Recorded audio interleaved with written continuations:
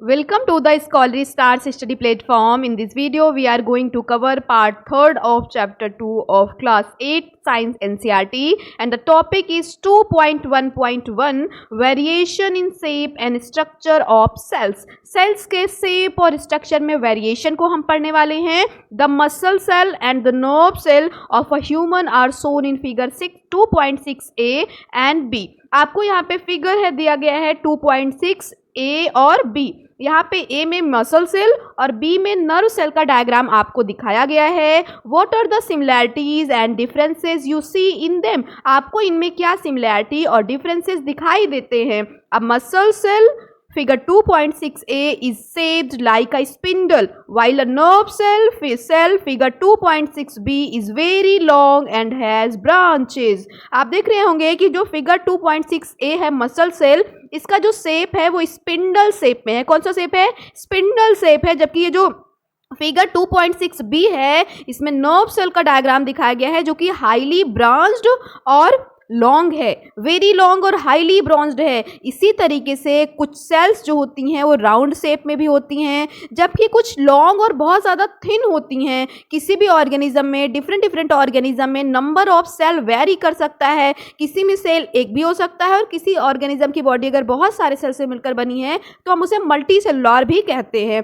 Y do cell look so different from each other. आखिर ये sales जो होती हैं वो एक दूसरे से इतना ज़्यादा डिफरेंट क्यों दिखाई देती हैं. Does the shape and the structure of a cell relate to its function. क्या किसी का सेल का जो फंक्शन होता है उस फंक्शन के बेसिस पर उसका शेप और स्ट्रक्चर डिसाइड होता है, उसके बेसिस पर उस सेल का स्ट्रक्चर और फंक्शन होता है. चलिए हम समझने की कोशिश करते हैं.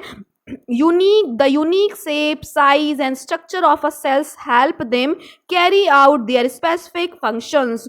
किसी भी सेल का जो शेप होता है, साइज होता है, स्ट्रक्चर होता है, वो हेल्प करता है कि वो सेल कौन से स्पेसिफिक फंक्शन को परफॉर्म कर रही है. या आप इस तरीके से समझ सकते हैं कि जिस सेल का जो स्पेसिफिक फंक्शन होता है उसी के अकॉर्डिंग उस सेल का वैसा शेप होता है, साइज होता है और स्ट्रक्चर होता है. But how do these cells help in performing various function in the body. लेकिन बॉडी में ये सेल्स कैसे डिफरेंट फंक्शन परफॉर्म करती हैं. So let's find out. चलिए हम फाइंड आउट करते हैं. आपने एक्टिविटी 2.3 में ऑब्जर्व किया था चिक के इनर सेल्स को जो कि बहुत ज़्यादा थिन थी और फ्लैट थी. क्यों ये थिन और फ्लैट थी? क्योंकि चिक के इनर सरफेस पे ये जो चिक सेल्स होती हैं ये एक प्रोटेक्टिव लाइंस बनाती हैं. ये प्रोटेक्टिव लेयर के जैसे काम करती हैं. आपने पढ़ा था जो नर्व सेल होता है इसे आप न्यूरॉन्स भी कहते हो और ये पूरी बॉडी में मैसेज को कैरी करती है. ये बहुत ज़्यादा इलोंगेटेड शेप की होती है, हाईली ब्रांच्ड होती है. ये इलोंगेटेड से ब्रांच स्ट्रक्चर होता है जो कि पूरी बॉडी के डिफरेंट पार्ट्स में क्विक मैसेज ट्रांसफर करने का काम करता है. इसी तरीके से प्लांट सेल्स भी बहुत सारे वेरिएशन शो करते हैं. प्लांट में भी जो सेल्स होते हैं वो रेक्टेंगुलर हो सकते हैं, इलोंगेटेड हो सकते हैं, ओवल हो सकते हैं. इवन ट्यूब जैसे स्ट्रक्चर्स भी, इस तरीके से ट्यूब जैसे स्ट्रक्चर्स भी फॉर्म हो सकते हैं. कुछ प्लांट सेल्स में जो लॉन्ग ट्यूब फॉर्म हो जाते हैं वो प्लांट की पूरी बॉडी में वाटर को कैरी आउट करते हैं. और क्या आपको पता है ऐसे टिश्यू को क्या बोलते हैं? हम उसको जाइलम बोलते हैं जो वाटर को ट्रांसफर करता है, वाटर का ट्रांसपोर्ट करता है. You have already studied the digestive system in grade 7. आपने क्लास 7 में ऑलरेडी चैप्टर 1 और चैप्टर 2 में डाइजेस्टिव सिस्टम पढ़ा था, जिसमें आपने डाइजेस्टिव सिस्टम के डिफरेंट पार्ट्स पढ़े थे और वो डिफरेंट पार्ट्स किस डिफरेंट सेल से मिलकर बने हुए हैं उनके बारे में भी आपने पढ़ा था. आपने देखा था कि एक group of muscle cells present होती हैं फूड पाइप में, जिसे आप ईसोफेगस कहते हो. ईसोफेगस में एक group of muscle cells present होती हैं और वो वेव लाइक मैनर में ऑलवेज कॉन्ट्रैक्ट और रिलैक्स होती रहती हैं, जिसकी वजह से जो फूड होता है वो पुश होकर आगे बढ़ते हुए स्टमक में पहुंच जाता है. देखिए आप इसको कैसे समझ सकते हैं. सपोज दैट ये आपका कोलगेट का ट्यूब है और कोलगेट का पेस्ट उसमें यहाँ पर है, बहुत नीचे है, बाकी पूरा फिनिश होने वाला है. अगर आपको यहाँ से कोलगेट ऊपर पहुँचाना है तो आप क्या करो, पहले आप यहाँ प्रेस करोगे, कोलगेट थोड़ा सा ऊपर जाएगा, फिर आप प्रेस करोगे, थोड़ा सा और ऊपर जाएगा. तो जिस तरीके से कोलगेट का ट्यूब लेकर आप उसको प्रेस करते हो और आगे बढ़ता है, वो ठीक उसी तरीके से कॉन्ट्रैक्शन और रिलैक्सेशन हमारे ईसोफेगस में होता है, फूड पाइप में, जिसकी वजह से एट लास्ट फूड स्टमक में पहुंच जाता है। और ये मूवमेंट आखिर पॉसिबल क्यों हुआ? क्योंकि हमारे ईसोफेगस में मसल सेल्स होती हैं, बहुत थिन होती हैं, फ्लैक्सिबल होती हैं, स्पिंडल शेप में होती हैं। हमारे स्टमक में भी डिफरेंट डिफरेंट टाइप की सेल्स पाई जाती हैं जो डिफरेंट डिफरेंट फंक्शन परफॉर्म करती हैं। जो स्टमक में मसल सेल्स होती हैं वो चर्निंग मूवमेंट में हेल्प करती हैं, फूड में चर्निंग मूवमेंट ले आती हैं, चर्न करती हैं। आप इसको देखा होगा घर पे, जब हमारी मदर जो होती हैं वो जो है कर्ड से, दही से जब मट्ठा बनाती हैं तो बटर मिल्क, कर्ड से जब बटर मिल्क उनको बनाना होता है तो जिस मथनी का यूज करके जो मूवमेंट लाती है ना, उसी तरीके से कुछ हमारे मूवमेंट हमारे स्टमक में होता है जिसे आप कहते हो churning movement. Other sales in the inner lining of stomach, हमारे सेल में, हमारे स्टमक में कुछ इनर लाइनिंग होती है सेल्स की जो कि डाइजेस्टिव जूस प्रोड्यूस करती है, एसिड प्रोड्यूस होता है और ये डाइजेस्टिव जूस और एसिड फूड के ब्रेकडाउन में हेल्प करते हैं। इस तरीके से सारी सेल्स आपस में एक साथ मिलकर जो है काम करती हैं, जिसकी वजह से हमारा डाइजेशन पॉसिबल हो जाता है। नेक्स्ट हमारा टॉपिक है 2.2, what are the level of organisation in the body of a living organism. किसी भी लिविंग ऑर्गेनिज्म की बॉडी में ऑर्गेनाइजेशन का लेवल क्या होता है, कैसे पूरी बॉडी फॉर्म होती है, आप सिंपली यहाँ पे डायग्राम से समझ सकते हैं। देखिए यहाँ पे पहले एक सेल था, सेल से टिश्यू फॉर्म हुआ, टिश्यू से ऑर्गेन फॉर्म हुआ, सेल से टिश्यू, टिश्यू से ऑर्गेन, ऑर्गेन से फिर देखिए ऑर्गेन सिस्टम फॉर्म हुआ और फिर ऑर्गेनिज्म बन गया है। यही चीज यहाँ पे लाइन के थ्रू, स्टेटमेंट्स के थ्रू, सेंटेंस के फॉर्म में दी गई है। एक लिविंग ऑर्गेनिज्म की बॉडी जो है वो बहुत कॉम्प्लेक्स वे में जो है, डिफिकल्ट वे में ऑर्गेनाइज्ड की जाती है। किसी भी, लेकिन देखा जाए तो किसी भी ऑर्गेनिज्म की जो बेसिक यूनिट होती है लाइफ की, वो सेल होती है। ये सेल बेसिक यूनिट उसी तरीके से है जैसे आपको एक घर बनाना है या एक वॉल बनाना है तो उसके लिए बेसिक यूनिट क्या होती है, ब्रिक्स। बिना ईंट के घर नहीं बन सकता, वॉल नहीं बन सकती, वैसे ही बिना सेल के एक ऑर्गेनिज्म नहीं बन सकता है। यहाँ से एक डेफिनेशन निकल के आता है, a group of similar cells form a type of tissue. बहुत सारे एक तरीके के सेल्स जब आपस में मिल जाते हैं तो टिश्यू फॉर्म होता है, और डिफरेंट डिफरेंट टिश्यू जब मिलते हैं, देखिए सेल क्या है, cell is the basic structural functional unit of life. When a group of cells combine with each other then it form tissue. और डिफरेंट टिश्यू, अभी सेल क्या था, सेम सेल्स मिले तो टिश्यू बना, लेकिन डिफरेंट टिश्यू जब ऑर्गेनाइज होंगे तो ऑर्गेन बनेगा, और जब बहुत सारे ऑर्गन मिलकर एक साथ जो है वर्क करेंगे तो ऑर्गन सिस्टम बन जाएगा, और जब बहुत सारे ऑर्गन सिस्टम आपस में कंबाइन होंगे तो एक ऑर्गेनिज्म बन जाएगा। यहां से इस तरीके से क्वेश्चन आएगा, आपको सीक्वेंस अल्टर करके दिया रहेगा, उसमें थोड़ा सा चेंज कर दिया जाएगा, और अगर आपको सीक्वेंस पता रहेगा तो आप बता पाएंगे कि सेल से टिश्यू, टिश्यू से ऑर्गन, ऑर्गन से ऑर्गन सिस्टम, और लास्ट क्या बना, ऑर्गेनिज्म बन गया। इसमें सीक्वेंस में चेंज करके 1 या 2 मार्क्स का क्वेश्चन आ सकता है। आप देख सकते हैं आगे है दीज लेवल्स ऑफ ऑर्गेनाइजेशन। इस तरीके का जो लेवल ऑफ ऑर्गेनाइजेशन होता है वो हमारी अंडरस्टैंडिंग में हेल्प करता है कि कैसे सिंपल सी चीज से, कैसे किसी सिंपल सी चीज से कोई कॉम्प्लेक्स लिविंग ऑर्गेनिज्म बना होगा। आप देख सकते हैं the life of complex living organisms begin with a single cell. आपने देखा यहाँ पे कि हर चीज कितनी भी कॉम्प्लेक्स क्यों ना रही हो, स्टार्टिंग किससे हुई है, स्टार्टिंग तो एक सिंगल से सेल से ही हुई है, और यही सेल्स जब बहुत ज्यादा अपने आप को रिपीट करते जाते हैं तो मल्टी सेल्स बन जाते हैं, और ऐसे लिविंग ऑर्गेनिज्म को क्या बोल देते हैं आप, मल्टी सेलुलर ऑर्गेनिज्म। ऐसे ऑर्गेनिज्म जिनकी बॉडी बहुत सारे सेल से मिलकर बनेगी उन्हें आप बोलोगे मल्टी सेलुलर ऑर्गेनिज्म। एनिमल्स जिसमें आएंगे ह्यूमन, और साथ में क्या है, एनिमल्स, आप एनिमल्स में इंक्लूड करेंगे ह्यूमंस को, और प्लांट, ये सारे ही एग्जाम्पल हैं मल्टी सेलुलर ऑर्गेनिज्म के। प्लांट और ह्यूमन मल्टी सेलुलर ऑर्गेनिज्म के एग्जाम्पल होते हैं। नेक्स्ट एक इंटरेस्टिंग टॉपिक है, एवर हर्ड ऑफ, कभी आपने सुना है, योक, जिसे आप एग का येलो वाला पार्ट बोलते हो। ऑस्ट्रिच एग में, ऑस्ट्रिच एग जो होता है जो कि सिंगल सेल होता है, ऑस्ट्रिच एग सेल जो कि सिंगल सेल होता है, इसको लार्जेस्ट नोन सेल कहते हैं लिविंग वर्ल्ड में। पूरी लिविंग वर्ल्ड में ऑस्ट्रिच के एग सेल जो कि सिंगल सेल होता है, लार्जेस्ट नोन सेल होता है। मेजर करने पर पता चला कि ये 130 mm से 170 mm तक का होता है डायमीटर में।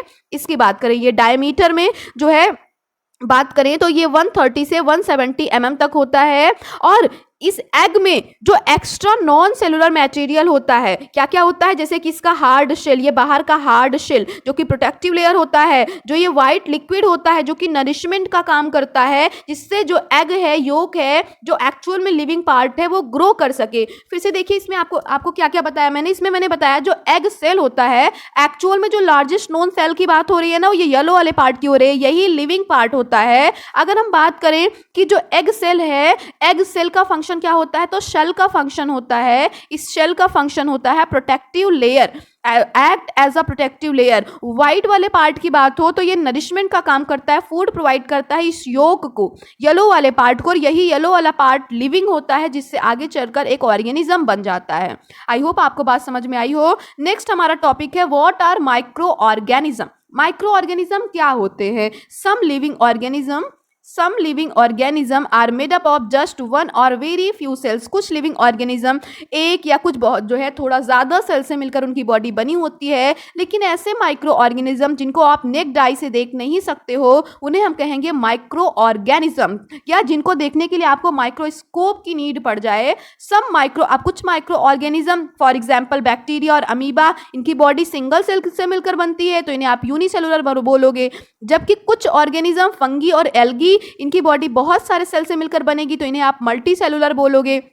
और ये आपको कहाँ कहाँ मिल सकते हैं? ये आपको अपने सराउंडिंग में चारों तरफ मिल जाएंगे, चाहे वाटर हो, सॉइल हो, एयर हो, even inside your our body, आपको इवन आपकी बॉडी में भी मिल जाएंगे। But what do their cells look like? आखिर ये दिखते कैसे हैं? Are they like the plant? क्या ये ऑर्गेनिज्म यूनिसेलुलर मल्टीसेलुलर जो आपने अभी पढ़े, क्या ये प्लांट जैसे दिखाई देते हैं? एंड एनिमल सेल्स, और एनिमल सेल्स के जैसे दिखते हैं? We just learn about are they different? हम अभी पढ़ेंगे और जानेंगे कि क्या ये डिफरेंट हैं। To observe the cell of a microorganism, again we need to use a microscope। अगर आपको किसी माइक्रो ऑर्गेनिज्म को ऑब्जर्व करना है, देखना है, तो उसके लिए आपको जरूरत होगी माइक्रोस्कोप की, जो कि मैग्नीफाई करेगा, चीजों को इनलार्ज करके दिखाएगा उसकी साइज को, जिससे आप उसको प्रॉपरली देख पाओ। Scientists have also created a low cost and foldable paper microscope। Scientist ने भी लो कॉस्ट और फोल्डेबल जो है पेपर माइक्रोस्कोप क्रिएट किया था। इस तरीके के जो फोल्डेबल जो है पेपर माइक्रोस्कोप होते हैं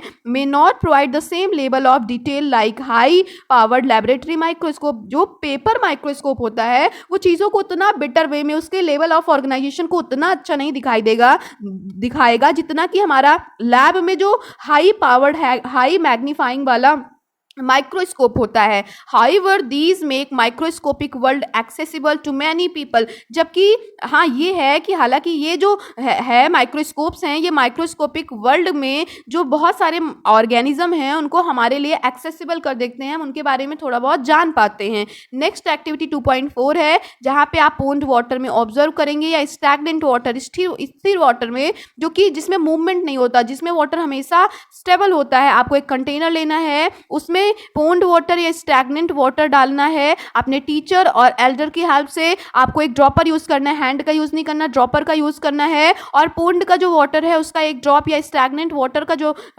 स्टैग्नेंट वाटर है उसका एक ड्रॉप ड्रॉपर की हेल्प से लेंगे और उसको ड्रॉप कर देंगे माइक्रोस्कोपिक स्लाइड पर। उसको आप कवर कर देंगे और माइक्रोस्कोप में ले जाकर देखेंगे। जब आप माइक्रोस्कोप में ले जाकर देखेंगे तो उस पोन्ड वाटर या स्टैग्नेंट वाटर में आपको बहुत सारे टाइनी ऑर्गेनिज्म दिखाई देंगे। नेक्स्ट हमारी एक्टिविटी है activity 2.5, let us observe soil suspension. अब हम सॉइल सस्पेंशन में ऑब्जर्व करने वाले हैं। आपको एक बीकर लेना है, उसमें गार्डन से या आपके आसपास में जो फील्ड हो वहाँ से मॉइस्ट सॉइल, गीली मिट्टी ला करके डालना है। और उस मिट्टी को आपको ऐसे बेयर हैंड से, नॉर्मल हैंड से नहीं टच करना है, आप चाहें तो स्पून या ग्लव्स का यूज़ कर सकते हैं। फिर क्या करना है आपको, जब आपने मिट्टी ले ली, सॉइल ले ली, तो उसमें थोड़ा सा बीकर में वाटर पोर कर देना है, स्टर करना है ग्लास रॉड की हेल्प से। आप देखेंगे कि जो लिक्विड है वो डर्टी हो गया, उसमें बहुत सारे फाइन पार्टिकल सॉइल के आ गए, जिससे आप क्या बोलते हो, सॉइल सस्पेंशन। यहाँ से एक इंपॉर्टेंट डेफिनेशन आप लर्न कर सकते हो, the liquid which may look dirty has very fine particles of soil and is called soil suspension। Keep it aside for some time। इसको आप थोड़ी देर के लिए बगल में रख दीजिए।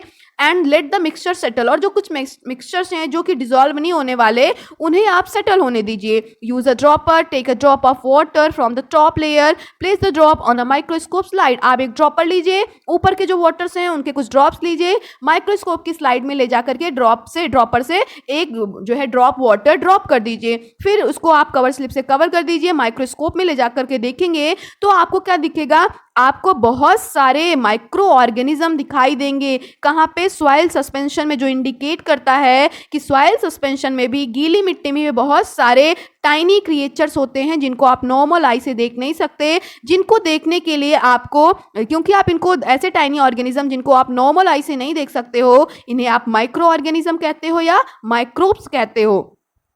क्योंकि आपने माइक्रोस्कोप का यूज किया तो ऐसे ऑर्गेनिज्म को देखने के लिए आपको क्या करना पड़ेगा, माइक्रोस्कोप का यूज करना पड़ेगा. आई होप इतने टॉपिक्स आपको क्लियर हो गए हों. नेक्स्ट टॉपिक हम नेक्स्ट वीडियो में कवर करेंगे.